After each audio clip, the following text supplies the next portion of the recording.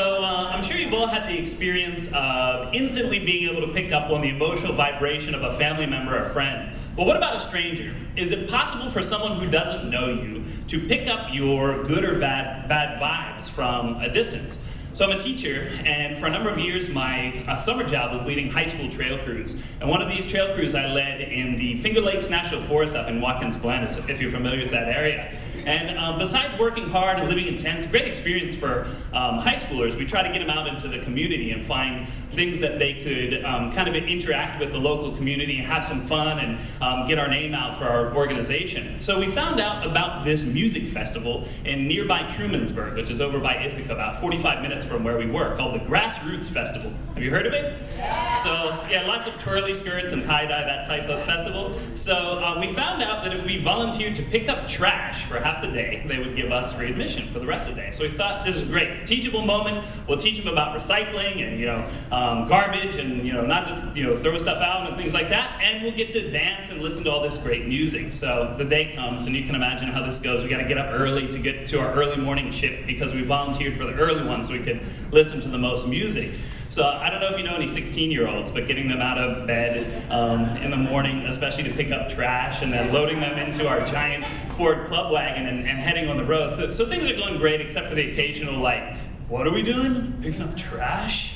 This kind of stuff. So we're rolling and everything's going great. And then we get a little bit closer, and if you've ever been to a music festival, you know traffic is sometimes an issue. So we hit some traffic and things start slowing down and we're running late for our appointment. I'm starting to get a little anxious and everybody's complaining and tired, and we get a little bit closer and then it's parking. And where are we gonna park this giant club wagon and not pay 20, 30, 40 bucks, and we're on a budget here. That's why we're volunteering to go to this, to pick up trash to go to this festival. So then we get parked, and then this might sound like something small, but I was really looking forward to having the Grassroots volunteer t-shirt. I thought that would be cool, a cool souvenir, as well as if I'm going to be walking around the fairgrounds picking up trash, I wanted to look like I wasn't doing it for, I was doing it as a volunteer, not to recycle the bottles or, digging through to find some treasure or something like that. So we get there, they're out of t-shirts. So folks that know me know we're out of t-shirts, parking, we're running late, and we're picking up trash, everybody's cranky. So we split the crew in half, and they bring out this cart, which is kind of like from Monty Python and the Holy Grail, like the bring out your dead, that kind of cart. We walk around and we're loading the trash bags into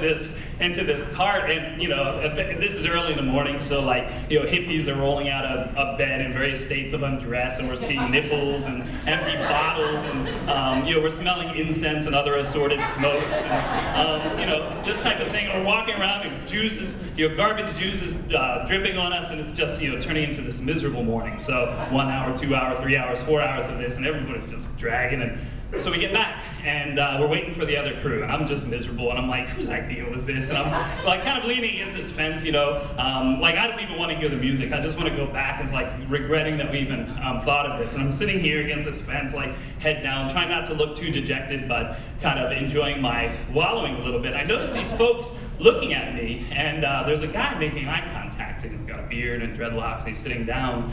And there's a crowd of people. I'm like, that guy's looking at me. What's he looking at me for? And I'm like, no, you're just being paranoid. And I go back to my kind of self-pity here against the fence. And he's definitely looking at me. And then he stands up, and he's pretty big. He's like 6'5". He's shirtless and tan and dreads and a beard and all this stuff. And he's eyeing me up from across the way. And sure enough, here he comes, big loping, Bigfoot strides, straight my way. And I'm like, what is going on? I'm trying to talk myself out of this, and he's getting close. So I get up off the fence and try to move out of his way, and his arms come out giant. He has this great big wingspan, and he wraps me up and picks me off the ground in this bear hug, and my arms are pinned to my side, and I'm kind of laying, my head's laying on his shoulder, and kind of his ear in this awkward, baby position. And he holds me there for a second, and he whispers in my ear, "I'm glad you're here, man." And he puts me down, and he kind of goes on his way.